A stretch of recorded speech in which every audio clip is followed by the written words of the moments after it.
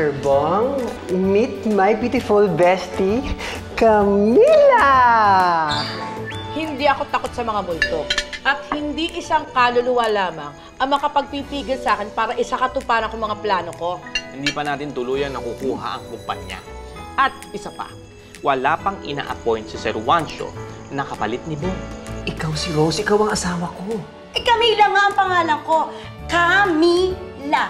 Scam tong mga to eh. Halika na. Halika na. Hindi nga ang mami mo nakita natin, kundi yung kakambal niya. Pero kang bagong tita. Sinasabi ko na nga ba masama ka talagang tao eh. Ba't ka nandito? Let me try to explain sandali. Ikaw ang kakambal na asawa ko.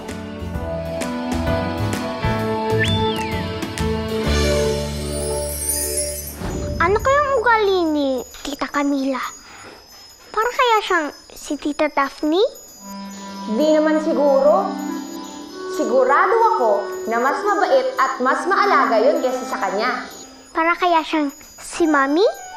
Sa tingin ko, hindi ba kunento mo sa akin na pareho silang mahilig sa bulaklak? Eh di siguro, pareho din sila ng ugali. Sana nga, excited ako na makilala siya. Ako din! Alam mo, hindi ko pa siya nakikilala pero parang ang gaan-gaan na ng loob ko sa kanya. Pakiramdam ko, meron siyang malaking papel na gagampanan para hindi matuloy yung sumpa. Anong ibig sabihin mo, Winnie? Eh, naniniwala kasi ako na may dahilan kung bakit nangyayari yung mga bagay-bagay. Diba hindi naman natin siya makikilala ngayon kung hindi rin dahil sa nangyari sa daddy mo? Kaya pakiramdam ko, makakatulong siya para sa paghahanap ng mami mo. Sana nga, successful si Daddy na makausap siya. Ikaw ang kakambal na asawa ko. Anong sabi mo? Nung nagkamali kami ng assumption, akala ko, asawa kita, yung pala ikaw yung nawawala niya kakambal. At bakit naman ako maniniwala sa'yo, ha? Eh, manloloko ka, di ba? Why not? Why not? May papatol ba sa'yo, ha? Ha? Sandali lang, iniinsulto mo ba ako? Bakit yung insulto ka? Pagkatapos mo akong hahampasampasin, iinsultuin mo ako, I demand an apology. Demand?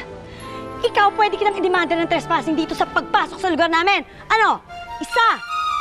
Dalawa! Hay! Sandali! Aray ko! Ano? Alis ka na! Ay! Psst! Yung paso namin! Balik mo! Akin na yan! Oh! Ayan! Paso mo! Wisit ka! Umalis ka!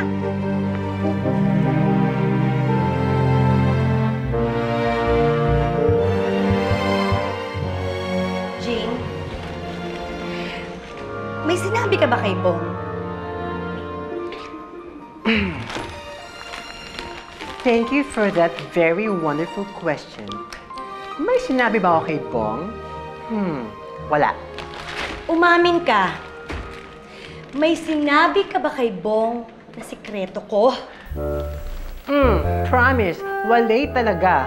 After namin nakita last night, hindi na kami nagkita, no? Sinungaling! Kung ganon, papaano niya nalaman ng sikreto namin ng kakambal ko? Mali ko! Kung hindi ikaw, sino? Sino nagsabi sa kanya? Hindi ko alam. Malay mo, totoo naman talaga sinasabi ni Sir Bong. Baka si Rose nga ang missing twin sister mo. Di rin. Wala akong tiwala sa Bong na yan. Alam mo, ganyan-ganyan ang karakas na mga manluloko eh. Kakausapin ka, sasabihin sa'yo lahat ng mga gusto mong marinig. Tapos, pag bumibigay na ang loob mo at nakuha nila ang gusto mo, iiwanan ka lang basta, lolokohin ka. Tapos, may syota na palang iba! Teka. Si Sir Bong pa rin ba yung pinag-uusapan natin dito? O ang ex-jowa mong si Abel? Pareho. Bestie, ano ka ba? Isang taon nang nakalipas, simula nung nagkahiwalay kayo ng Abel na yun. Don't tell me, hindi ka pa rin naka-move on, ha? Hindi ko makakalimutan ang panlulokong ginawa ng hayop na yun! Ano ka ba naman? Baka malay mo, totoo nga yung sinasabi sa'yo ni Sir Bong. Baka si Rose nga talaga yung kakambal mo. Ayaw mo nun, meron ka na kagad instant pamilya. Eh di ba yun naman talaga yung matagal mo nang gusto, ang magkaroon ng sarili mong pamilya.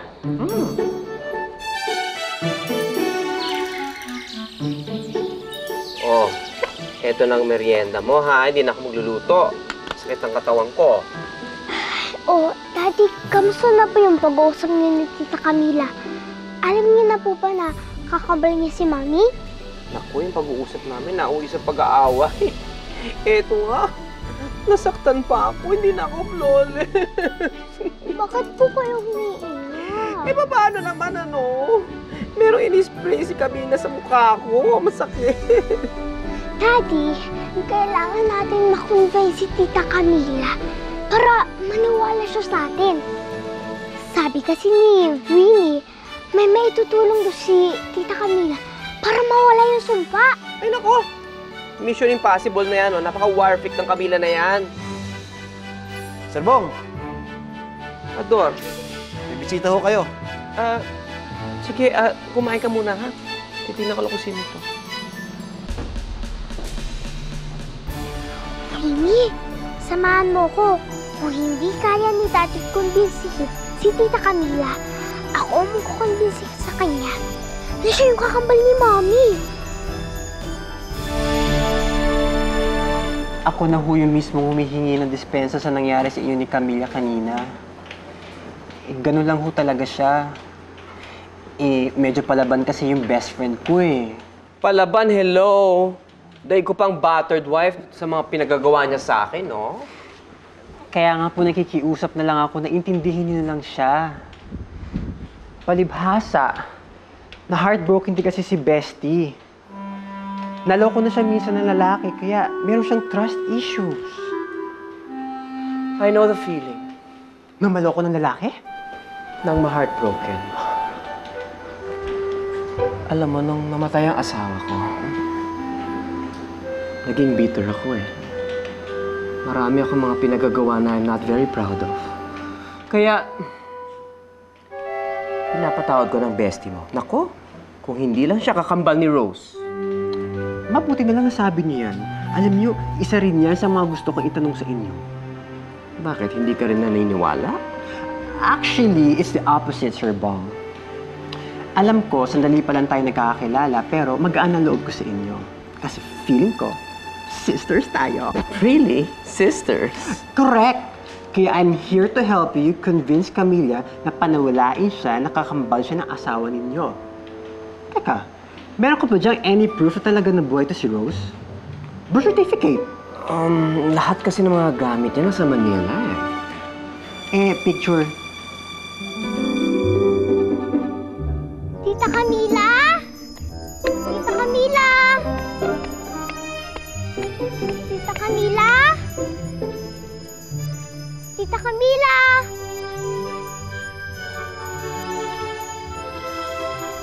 Daisy, ano bang binabalak mo? Ipapakita ko tong wedding picture ni Mommy at Daddy kay Tita Camila. Baka kapag nakita niya to, makukonvince siya na totoo yung sinasabi ni Daddy. Naku, mukhang uulan na yata. Umuwi na kaya tayo? Sandali lang, Winnie. Kailangan ko mapakita to kay Tita Camila. Daisy, mukhang wala namang tao. Umuwi na lang tayo, baka ulanin pa tayo eh. Tita Camila! Tita Camila! Halika na, Daisy. Mukhang wala namang tao. Umuwi na tayo, baka ulanin pa tayo. Bumalik na lang tayo pag mabuti na yung panahon.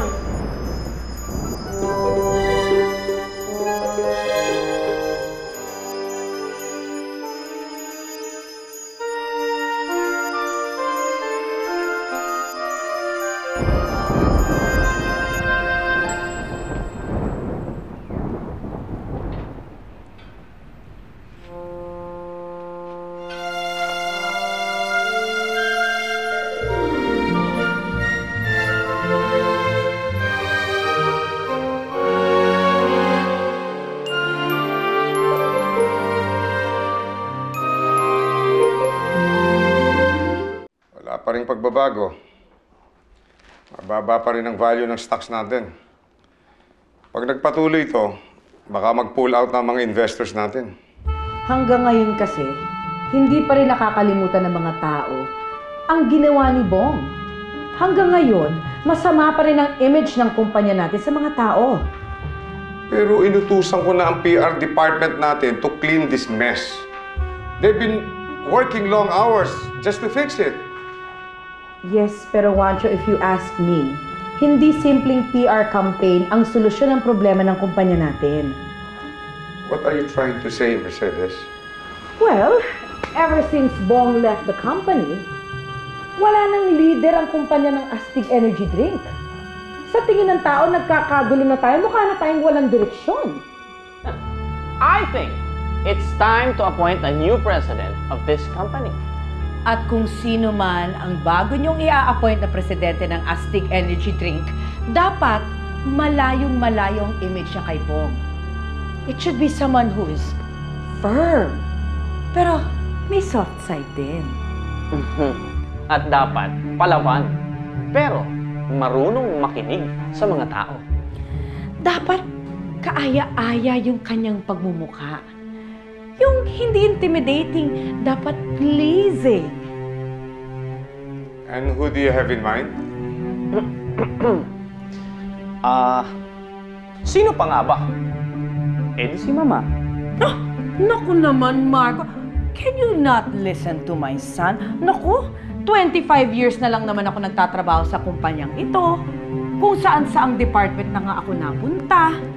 Eh, alam ko na nga lahat ng pasikot-sikot ng kumpanyang ito. And not to mention, malaki ang malasakit ko sa kumpanyang ito. No, I don't think I have the qualifications it takes to become the new president of this company. I'm sure marami pang iba dyan ang karapat-dapat.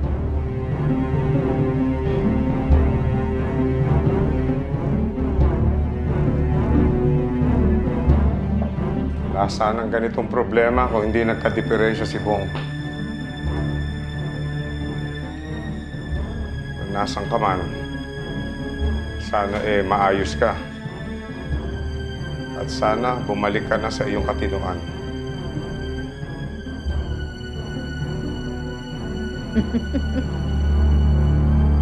Ay! Nako! Mabuti na lang.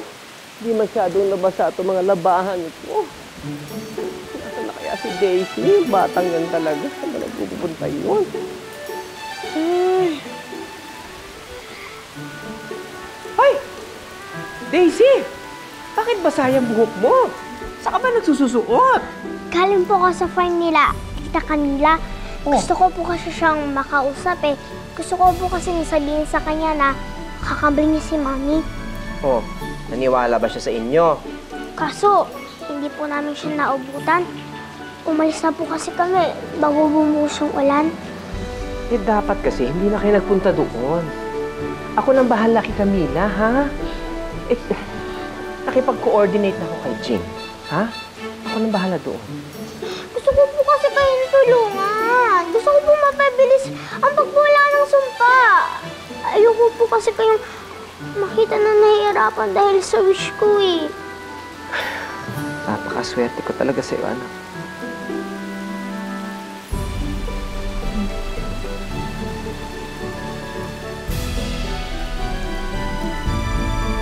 Mumu. Paano ko ba ito sasabihin sa kanya? Sana kasi may interpreter na lang ako. Camila? May sasabihin sana ako sa'yo eh. Pero promise mo di ka magagalit ganito kasi. Galing kasi ako kay Sir Bong kanina. Pero, hindi para makipag-close sa kanya, binisita ko siya para magtanong-tanong kung totoo talaga yung kakambal mo. Siyempre, katulad mo, ako din curious kung totoo talaga yung sinasabi niya. And guess what I found out? Itong Rose daw ay lumaki sa Mount Carmel Center sa parehong ampunan kung saan ka natagpuan na namiting. Eh, di ba? Paano naman malalaman yun ni Sir Bong kung hindi siya nagsasabi na totoo, di ba? Hindi kaya yung kakambal mo, si Rose, yung pumanong na asawa ni Sir Bong?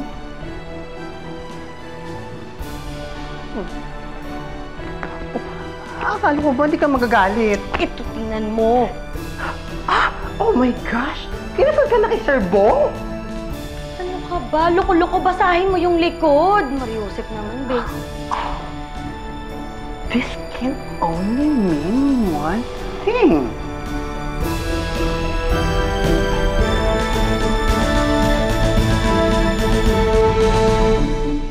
Nakita na siguro ni Tita Camila yung iniwan nating picture. Sana. Dahil kung hindi, sa malamang nabasa na yun.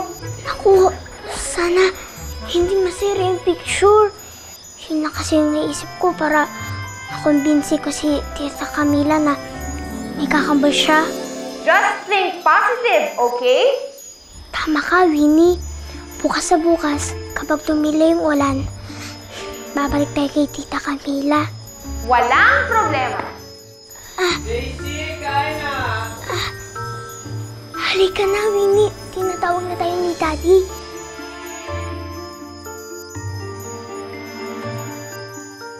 Oh, ba't parang init mo? Okay ka lang ba? Okay lang.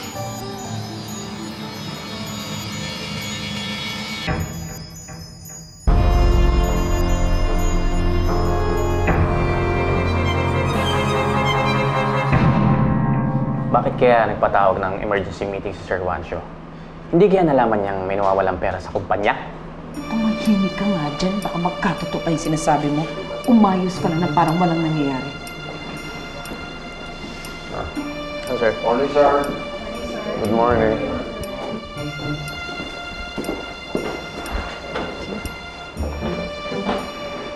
Well, thank you for coming. Pinatawag ko kayong lahat because I have a very important announcement to make. Matagal-tagal ko na rin pinag-isipan ito. You know, for the past weeks, the company has been hitting an all-time low. And now that Bong is on leave, I feel that the company needs a new leader. At first, inisip ko na sana ako na lamang. But then, I'm too old for this. So I chose somebody who is young enough to be able to hold the position, but old enough to make the decision. Nakapili na ako ng bagong OIC ng ating kumpanya habang on leave si Bong. So, ladies and gentlemen, I present to you ang bagong OIC ng ating kumpanya, si Mercedes.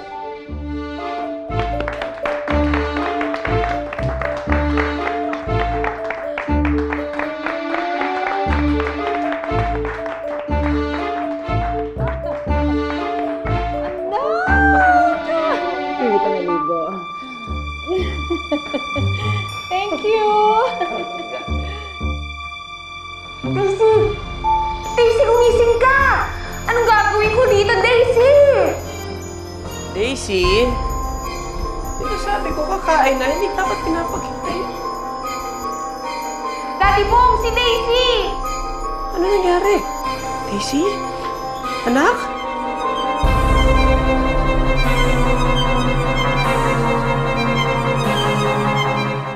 Diyos ko, ang init-init ni Daisy. Winnie, ano ba nangyari dito? Hindi ko rin mo alam eh. Nag-uusap lang kami tapos bigla siya bumagsak. Eh, anong dapat natin gawin? Gamitin mo yung powers mo. Pagalingin mo yung anak ko. Hindi mo pwede, Daddy Bong. Kasi pag ginamit ko yung natitira kong pixie dust, maaaring mahanap ako ng ibang pixie. At kahit mapapakinabangan ko to, hindi naman to nakakagaling ng may sakit. Gawin natin. Mga door! Mga door!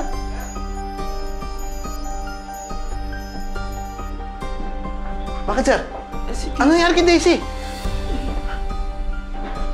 Naku! Eh, sir, kinukumbulsyon. Kumbulsyon? Ihanda nga yung sasakyan. Sandali. Anak, dadaling ka na namin sa ospital. Huwag kang mag-alala. Gagaling ka, I promise. Buenas noches, sis. Ay! Award! Ano nangyari sa bagay? Pinaapoy ng lagnat eh. Mga Dori, ready mo na nga yung sasakyan. Yes, sir, yes, sir. Hindi. Halika mga dad. Dali niyo rito. Dali dito. Ma'am, Anong ginagawa mo? Dadaling nga namin sa ospital. Isang oras ang biyahe ng pinakamalapit na ospital mula rito. Jay, tawagan mo si Dr. Rivera. Sabihin mo emergency. Dali! Karibas, bestie. Ikaw, kumuha ko ng bimbo at yelo. Bakit? Ano ka ba? Gusto mo ba talagang gumalit tong anak mo o hindi? Nag-aral ako ng nursing. Alam kong ginagawa ko. Dali na! Daisy, Daisy, huwag ka matutulog ha. Stay with me. Daisy! Tita, ikaw po ba yan? Oh, ako to. Huwag ka matutulog, huwag ka matutulog.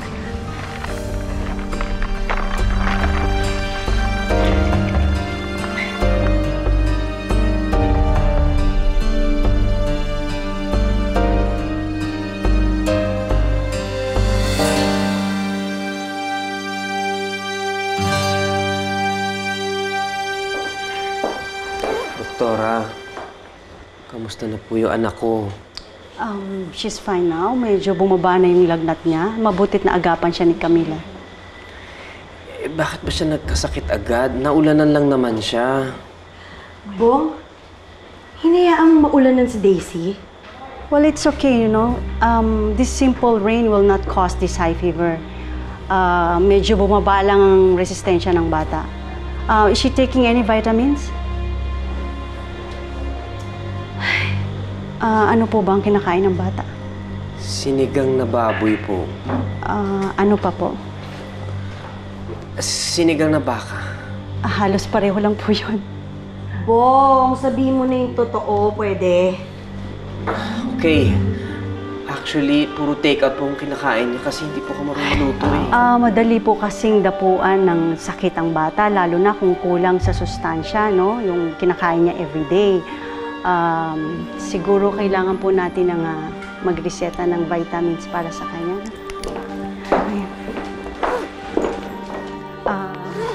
Yung vitamins po na kailangan niyong bilhin.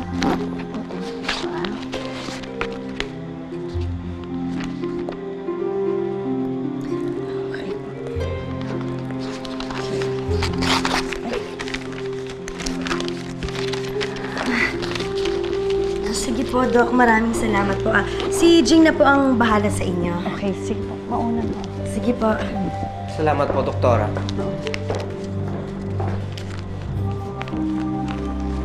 Bong, narinig mo ang sinabi ng doktor, ha? Puro masusustansyang pagkain ang ipakain mo kay Daisy, hindi puro fast food.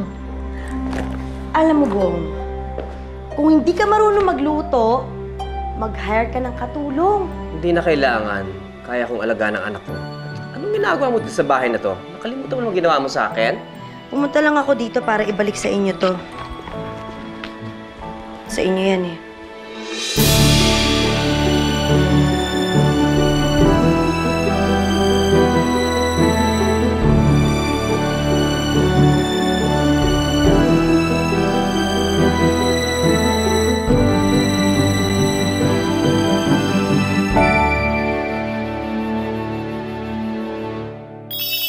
Hindi mo ba naamoy si Bong? Ano amoy diniligo? Din, no? Ano?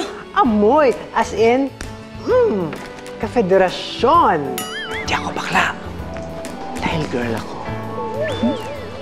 Ang prioridad ko ay ang pamangkin ko. Lalo pat napansin ko na pabaya siyang magulang. Alam mo, kung may bonding silang dalawa, meron din ako naisip na bonding for the two of us. Kung ano man ang trip niya sa buhay niya, mas bahala siya sa buhay niya. Eh, maluloko pa itong kaibigan mo eh. Sino manloloko? Just like you